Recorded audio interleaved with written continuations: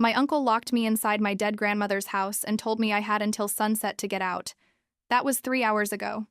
Now I'm standing in her kitchen, holding a key I didn't know existed, and I finally understand why she made me promise never to trust him. What would you do if your own family tried to steal everything your grandmother left behind? Would you walk away to keep the peace? Or would you fight back even if it meant losing everyone? I chose war. And by the time the sun came up, my uncle wished he'd never heard my name. Let me take you back 6 months. I'm Sophia, 28, graphic designer. I left my hometown of Ashford, Oregon 5 years ago for Seattle, chasing a career, and honestly, running from a family that never quite understood me. My grandmother, Catherine, was the only one who got it. She'd send me letters, actual handwritten letters, telling me about her garden, her book club, and always ending with the same line: "Don't come back until you've built something worth coming back to." So I didn't. I stayed in Seattle, worked my way up, started freelancing for major clients. But I never stopped calling her. Every Sunday morning, 7 a.m., sharp. When she got sick last year, I couldn't move back. But I did everything else. I paid for her home health care. I coordinated her medications. I set up her grocery deliveries. Every month, without fail, money went from my account to hers. I have every receipt, every bank transfer, every invoice. I kept them all because Grandma Catherine taught me one thing growing up: document everything, sweetheart. Paper doesn't lie. I thought I was being paranoid. Turns out, I was being prepared. My Uncle Mason is 42, charming. The kind of guy who remembers your birthday and shows up with flowers. He's also the kind of guy who disappeared from Grandma's life for 15 years and only came back when he heard she was alone. 2 years ago, he moved back to Ashford with his girlfriend Becca. Suddenly, he's the devoted nephew, mowing her lawn, fixing her porch, taking her to doctor's appointments.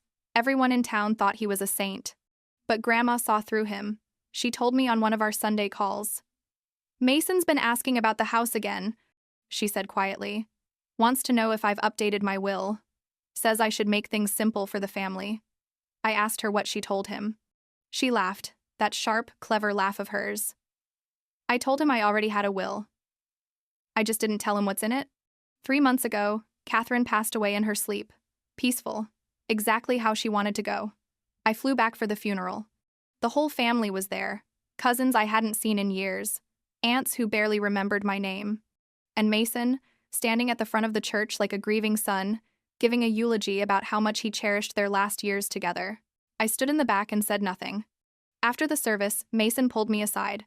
His cologne was too strong, his smile too wide. "Sophie," he said, using the nickname I hate. "We need to talk about the house. Grandma told me she wanted me to have it. Keep it in the family, you know? I'm already living nearby, and you've got your whole life in Seattle. Makes sense, right?" I looked at him. Really looked at him. The expensive watch, the designer sunglasses, the way he kept glancing at Becca, who was hovering near Grandma's jewelry box, like a hawk. "Where's the will?" I asked. He shrugged. "She never got around to filing one officially.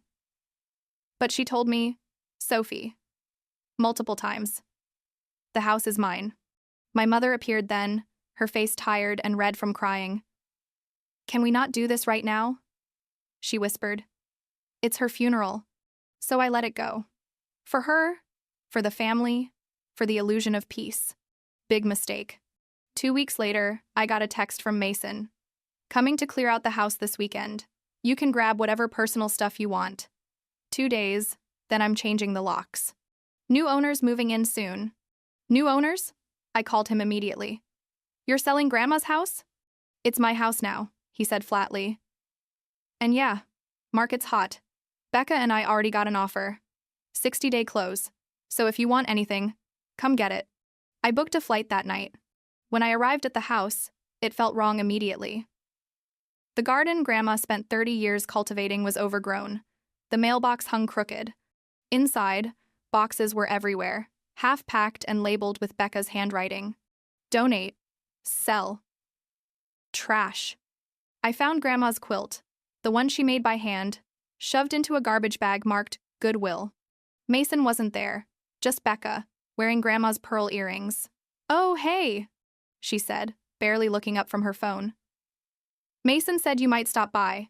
You've got till Sunday, okay?" We're putting everything else on eBay. I walked past her to Grandma's bedroom. Her journals were still on the nightstand, thank God. I gathered them carefully, along with photo albums and her recipe box. As I was leaving, I heard Becca on the phone. Yeah, the old lady's granddaughter is here.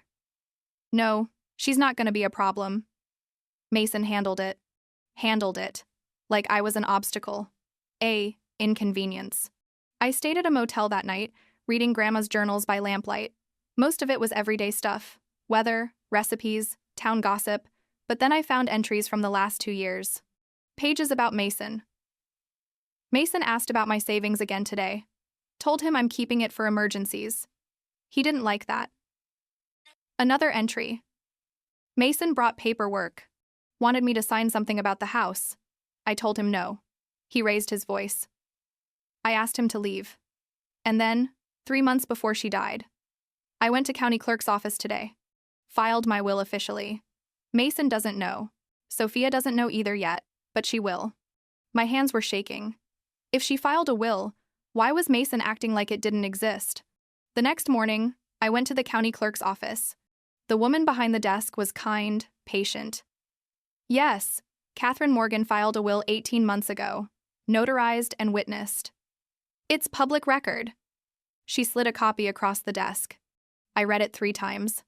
Everything, the house, the savings account, the land, went to me. Not split, not shared, just me.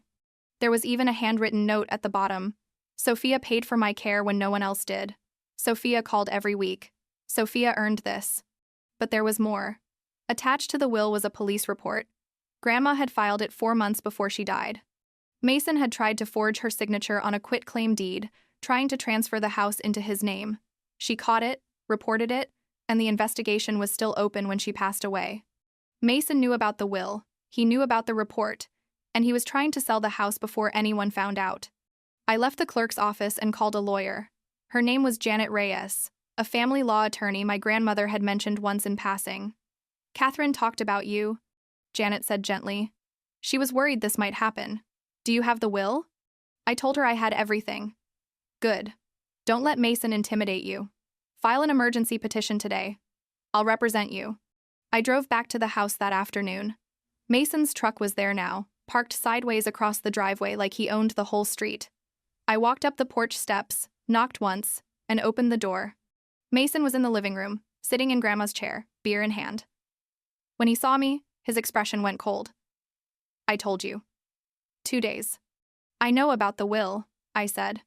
Silence, the kind that feels like falling. He stood slowly. What will? The one Grandma filed with the county. The one that leaves everything to me. The one you've been pretending doesn't exist. His jaw tightened. That's not valid. She was confused near the end. Didn't know what she was signing. She filed it 18 months ago, long before she got sick. And I know about the quitclaim deed too, the one you forged. Becca appeared from the kitchen, face pale. Mason. Shut up, he snapped. Then to me, you really want to do this? Drag the whole family through court? Mom's gonna side with me. Everyone will. You left, Sophia. You don't get to come back now and act like you care. I never stopped caring, I said. I just stopped pretending you were a good person. He took a step toward me. For a second, I thought he might actually do something. But the neighbor, Mrs. Kowalski, was watching through the window. She waved at me. I waved back. Mason saw it and backed off. You've got until Sunday, he said through his teeth. Then I'm changing the locks whether you like it or not. See you in court, I said. He slammed the door so hard the frame cracked. That night, Mrs. Kowalski knocked on my motel room door. She was holding a small envelope. Your grandmother gave this to me a year ago, she said. Told me if anything happened to her, and Mason started acting up, I should give it to you. Inside was a key. Safety deposit box. First National Bank. I went first thing in the morning. The bank manager, an older man named Richard, recognized Grandma's name immediately. Catherine was a smart woman, he said. Always 3 steps ahead. He led me to the vault. Inside the box, the notarized will. Copies of every payment I'd ever made for her care. Medical records showing she was mentally sound when she filed the will. And a recording? a small digital recorder with a single file dated 6 months before she died. I played it in my car. Grandma's voice clear and sharp. "This is Catherine Morgan. I'm recording this on March 8th because I need someone to know the truth. My nephew Mason has been pressuring me for months to sign over my house. Today, he brought forged documents and tried to convince me I'd already agreed. I refused. He threatened me. Said if I didn't cooperate, I'd regret it. I'm filing this recording as evidence in case something happens. And Mason, if you're hearing this, you should have known better. I raised you to be better than this." Then Mason's voice, angry and desperate. "You're being unreasonable, Catherine. The house is just sitting here. You don't need it." "I do. Just sign the damn paper." "Get out of my house, Mason. You're going to regret this." The recording ended. I sat there in my car, shaking. Not from fear. Grandma knew. She knew exactly what he'd do, and she left me everything I needed to stop him. The emergency hearing was scheduled for the following Tuesday. Janet filed the petition. Mason was served papers at the house. According to Mrs. Kowalski, he threw them in the yard and screamed at the process server. My mother called me that night. "Sophia, please, don't do this. He's family." "So am I," said. "He made mistakes, but dragging him through court? It's cruel." "He tried to steal Grandma's house, Mom. He forged her signature. He threatened her. She was scared of him." Silence. Then, quietly, "I didn't know it was that bad." "Because you didn't want to know." She hung up. The courtroom was small, wood-paneled, and too quiet. Mason showed up in a suit, looking confident. Becca sat behind him, arms crossed. My mother was there too, sitting in the middle like she couldn't choose a side. Janet sat beside me, calm and prepared. The judge, an older woman named Harris, reviewed the filed documents. Mason's lawyer, a young guy who looked nervous, argued that Catherine was elderly and confused, that Mason had cared for her in her final years, that I had abandoned her. Then Janet stood. "Your Honor, I'd like to submit evidence." She played the recording. Grandma's voice filled the courtroom. The threats, the manipulation, Mason's words, undeniable and ugly. When it ended, the silence was suffocating. Judge Harris looked at Mason. "Did you forge a quitclaim deed with your aunt's signature?" She was confused. I was trying to help." "Yes or no?" Mason's lawyer whispered something. Mason's face went red. "Yes." "And did you attempt to sell the property while knowing a valid will existed naming someone else as the beneficiary?" He didn't answer. The judge's expression didn't change. "Mr. Mason Cole, I'm ordering an immediate freeze on all assets related to Catherine Morgan's estate. You are prohibited from entering the property, selling any items, or making any financial transactions related to the estate pending a full investigation. Additionally, I'm referring this case to the district attorney for potential fraud charges." Mason shot to his feet. "This is insane. I took care of her. I was there every day while she was in Seattle doing nothing." Judge Harris's gaze could cut glass. "Sit down." "He didn't. You're letting her lie about me. She doesn't even care about this family." "Mr. Cole, sit down or I will hold you in contempt." Becca grabbed his arm. He shook her off. Then he turned to me, eyes wild. "You're going to destroy this family over a house?" I stood, slowly. "No, Mason. You already did that." The bailiff stepped forward. Mason finally sat, breathing hard, face red. Judge Harris ruled in my favor. The house was mine. The investigation would proceed. Mason was escorted out of the courtroom, still muttering threats under his breath. My mother approached me outside. Her eyes were wet. "I'm sorry," she whispered. "I should have believed you." "Yeah," I said. "You should have." She nodded, wiped her face, and walked away. It took 3 months to clean out the house properly. I kept Grandma's quilts, her journals, her recipes. I donated what could help others. I restored the garden, plant by plant. Mason was charged with fraud, forgery, and attempted theft. He pleaded guilty to avoid trial. 18 months in county jail, 5 years probation. Becca left him 2 weeks after sentencing. Apparently, she was only interested in the house too. I didn't go back to Seattle. I stayed in Ashford. Turned Grandma's house into something she would have loved. A community art studio. Local artists teach classes. Kids come after school for free workshops. There's a small plaque by the door. Catherine Morgan Community Arts Center. Built on love. restored by courage. My mother and I talk now, not often, but we're trying. Some of my cousins reached out, apologized for siding with Mason. Others didn't. That's okay. I learned something through all of this. Family isn't about blood. It's about who shows up when things fall apart. Mrs. Kowalski still lives next door. She brings me tea sometimes, tells me stories about Grandma I never knew.